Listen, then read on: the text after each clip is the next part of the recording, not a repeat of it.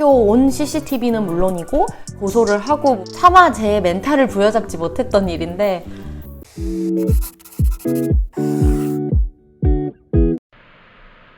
이제 2부를 시작해 볼게요.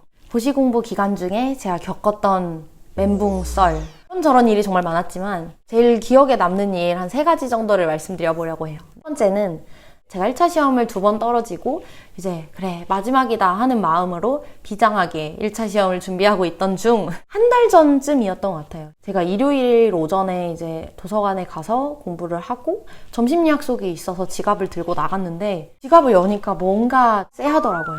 제가 은근히 이상한 기억력이 좋아가지고 분명히 어제 지갑을 열었을 때 지폐가 있었는데 왜 오늘 지폐가 없지? 하는 그런 느낌이 들었어요. 근데 같이 점심을 먹은 친구가 야 너가 그렇게 지폐가 있었는지 없었는지 어떻게 알아? 어디 썼겠지? 그러더라고요. 그래서 그런가? 했는데 또 이게 계속 찝찝함이 남아서 점심 먹고 난 뒤에도 공부가 안 되길래 제가 도서관 측에 CCTV 한번 돌려줄 수 없느냐라고 했어요.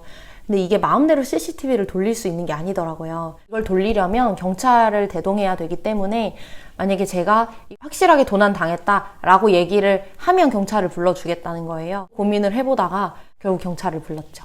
그래서 CCTV를 저랑 같이 정말 빨리 돌려보니 그 빠르게 돌아가는 와중에 누군가가 쓱 지나간 게 잡힌 거예요. 그래서 돌리던 사람들 모두 깜짝 놀라서 이렇게 막 확대해보고 했더니 실제로 어떤 성인 남자가 제 자리로 와서 가방을 열고 지갑에서 지폐만 쓱 빼가는 게 잡혔습니다. 학교 온 CCTV는 물론이고 학교를 들락날락하는 버스 내 CCTV, 버스 카드 내역 이런 것들을 다 조회를 해주더라고요. 대한민국 경찰 최고. 누군지 찾아냈죠. 이런 과정이 시험 한 달 전에 있었다고 생각해보세요. 얼마나 혼란스러웠겠어요. 도서관 측에 더 이상 신경 쓸 여력이 없습니다. 그렇게 큰 돈을 도난당한 건 아니니 저는 그냥 여기까지 하겠습니다. 뭐 그렇게 마무리를 하려고 했는데 하필 그 사람이 그날 제 가방뿐만 아니라 다른 사람들 소지품에도 손을 대서 많이 가지고 갔다고 하더라고요. 그래서 이 건을 단순히 종결할 수는 없고 제 이름과 같이 해서 고소를 하고 뭐 그렇게 진행이 돼버려서 저는 시험 한 2주 전까지도 정말 정신이 없었답니다. 또 경찰서에서 저를 찾아와서 경위서를 또 써달라 그렇게까지 요구를 하기도 했고요. 두 번째는 사실 이거는 차마 제 멘탈을 부여잡지 못했던 일인데 제가 1차 시험 3번 만에 어쨌든 소중한 2차 시험 기회를 얻은 거예요. 첫날 이제 시험 보고 와서 학교 도서관에 가서 이제 다음날 공부를 준비하고 있었어요. 이튿날 시험이 경제학이었기 때문에 제일 중요하기도 했고요. 공부를 하다가 제가 시험 직전에 이 부분은 꼭 봐야 해 라고 생각을 했던 부분들을 포스트잇으로 이렇게 하나하나 체크를 해두고 예를 들면 1번부터 10번까지 10가지를 체크를 했다고 하면 한 7번까지 보고 이제 좀 피곤한데 집에 가서 마무리하면서 천천히 다시 봐야겠다 라고 생각하고 저녁 9시쯤 택시를 타고 집에 내려왔어요. 택시에서 지갑을 열고 카드 결제까지 마치고 내렸는데 1층에서 보안 카드키를 찍어야 하는지라 제가 지갑을 찾았는데 없는 거예요. 그래서 너무 멘붕을 먹어가지고 길거리에서 가방 다 열고 지갑 찾느라고 막 뛰어다니고 했는데 아무것도 없는 거예요. 근데 다행히 제가 그때 카드 결제로 택시를 내렸기 때문에 택시 기사분을 찾을 수가 있더라고요. 그래서 바로 전화를 드려서 죄송한데 택시 안에 지갑이 없는지 아무래도 카드를 꺼내다가 놓고 내린 것 같은데 했더니 내린 다음에 누군가가 바로 타셨대요. 바로 타신 분이랑 같이 지금 찾아봤는데 아무것도 없더라 정리를 해주셨어요. 근데 저는 신분증은 물론이고 온갖 카드들, 현금도 들어있었고요. 이제 돈 한 푼 없는 그런 처지가 된 거예요. 다행히 운전면허증을 수험표에 붙여놨어서 다행히 다음날 시험을 보는 데는 지장은 없었으나 지갑 잃어버리고 카드, 현금 다 잃어버리니까 정말 멘탈이 나가더라고요. 온갖 카드들 다 정지 신청하고 정신이 없었죠. 그때 부모님은 이거 액땜이라고 생각하고 빨리 들어가서 정리하고 자라. 지금 벌써 늦었다. 그러셨는데 이게 정말 멘탈 잡기가 쉽지가 않은 거예요. 그 난리를 치고 하니까 11시가 넘어버렸어요. 이제 마음을 좀 추스리고 그래 이건 액땜이야 라고 생각을 하려고 하고 이제 정리하고 누운 게 12시가 넘었죠. 근데 이제 1시쯤이었나? 그때 이제 문자가 온 거예요. 혹시 검은색 장지갑 주인이신가요? 이렇게 문자가 왔어요. 그래서 맞다.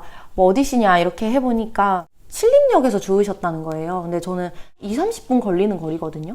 도대체 왜 거기서 발견이 됐는지 모르겠지만 이미 현금은 아무것도 없다고 했고 카드 몇 개와 주민등록증, 그리고 제가 정말 다행히 복사 전용 카드에 제 핸드폰 번호를 적어놨어서 그 번호를 보고 전화를 주셨던 거더라고요.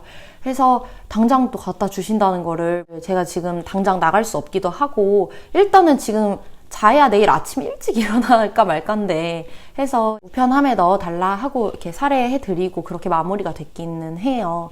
그런데 문제는 제가 1번부터 10번까지 꼭 봐야 해 라고 했던 것 중에 7번까지 밖에 못 봤다는 데 있죠.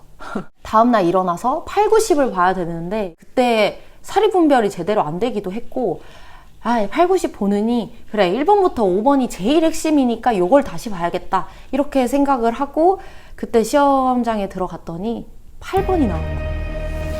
8번이 그대로 나왔어요.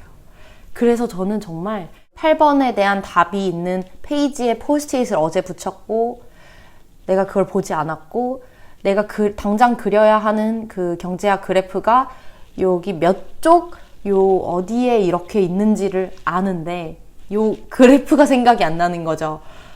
네, 그래서 그 한쪽을 아예 못 쓰고 냈답니다. 어떻게 조금이라도 써보려고 했는데 그 원리가 이 그래프를 그리는 원리가 생각이 안 나더라고요. 그러니까 물론 변명이에요. 변명인데 예전부터 탄탄하게 공부가 돼 있어야 하죠. 하는데 이날 요거 봤으면 10점 건질 수 있는 거를 그렇게 날렸어요. 그래 지갑, 현금, 카드 뭐 그래 다 정지했고 그래 액땜이야 넘겼으면 더 좋았을 것을 그때 왜 그렇게 집착을 했었는지 네, 이미 흘러간 거에 집착을 하느라 공부해야 될 것을 못했던 네, 그런 후회되는 이야기였습니다. 마지막은 약간 더러운 이야기인데요. 제가 사실 태어나서 새똥을 4번 정도 맞았거든요. 근데 그 2번이 3차 시험 직전이었어요. 한 번은 이제 면접 스터디를 준비한다고 학교에 나와서 친구랑 저녁을 먹으러 이렇게 가는 길에 비가 와서 이렇게 우산을 들고 있었는데 갑자기 뭔가가 날아오더니 휙 떨어뜨리고 가더라고요. 제가 안 그래도 2차 시험을 잘 보지 못했는데 그런 일까지 있고 나니까 정말 마음이 안 좋더라고요. 면접 전에 처음으로 유럽 여행을 제 동생이랑 간 적이 있었어요. 친구가 본인 동생이랑 독일 여행을 하는 중이다 라고 하길래 잘됐다 우리 넷이 만나자 해서 만난 그 즐거운 날 네, 베를린에서 또 길 가던 새가 이렇게 쭉 이렇게 그런 일이 있더라고요. 그때는 제가 멘탈이 너무 안 좋다 보니까 도대체 나한테 다 왜 이래 이런 생각밖에는 안 들더라고요. 아니 한국에서도 모자라서 지금 독일 베를린에서 이렇게 맞는 게 말이 되냐고요. 이게 다 액땜이라고 생각하고 쿨하게 넘겨야지 붙잡으면 본인만 손해인 거예요. 루틴을 그래도 꾸준하게 지켰어야 했는데 후회되는 점들이 있어서 좀 말씀을 드려봤고요. 다들 아마 이런저런 일들을 많이 겪고 계실 거예요. 그런 것에 왜 나한테는 이런 시련이 하고 이렇게 매여 계시지 말고 다음 단계를 향해 나아가시는 게 훨씬 결과적으로도 좋다는 말씀을 꼭 드리고 싶었습니다. 겨울왕국이 참 명언을 많이 남겼다고 생각하는데요. 레리꼬도 있지만 겨울왕국 2였죠. 나가 상심에 빠졌을 때 부른 노래가 The Next Right Thing이라는 노래인데 어쨌든 이건 일어난 일이니 다음으로 가야 할 것은 무언가를 생각해보는 게 좋은 일이라는 것을 저도 분명히 깨달았답니다. 재밌게 들어주셨으면 구독과 좋아요 부탁드릴게요. 네, 그럼 다음 주에 또 만나요.